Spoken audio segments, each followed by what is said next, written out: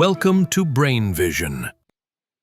We know that the spring constant is equal to 8.99 newtons per meter, and we need to look at the lowest energy transition for the harmonic oscillator. That will be the transition from n equals 1 to final state of 0, basically, nf equals 0.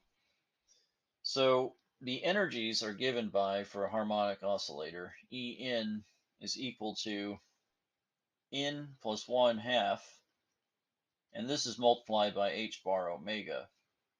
Also, for a harmonic oscillator, omega is equal to the square root of k over m. So we have a way to relate the spring constant k that we know to omega, the angular frequency. We also know that we're dealing with an oscillating electron with a mass of 9.11 times 10 to the minus 31 kilograms. So we know for sure that we can get omega.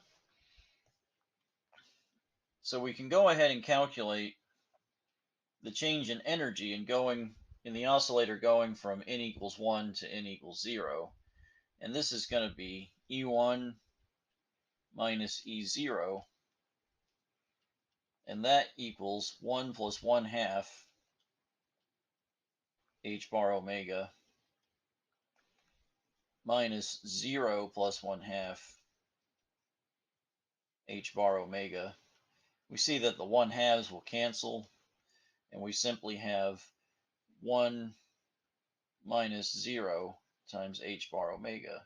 And so the transition is just equal to h bar omega, and we can substitute for omega and write h bar k over m.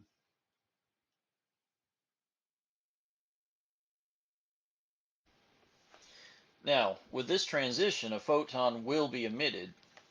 The photon will have a wavelength, and this is what we want, equal to hc over delta E. And this is then equal to hc divided by what we just obtained for delta E, which is h bar over the square root of k divided by m. But remember that h bar is simply h over 2 pi. So when we substitute that in, we get hc over h divided by 2 pi times k over m.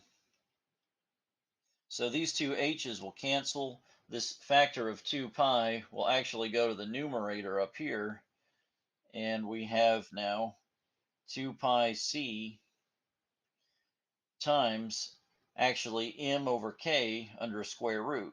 What has happened is that this fraction under a square root has flipped since it was in the denominator. So we now have an equation for the wavelength of the photon emitted. Lambda equals 2 pi c times the square root of mk, and we can substitute the values that we know.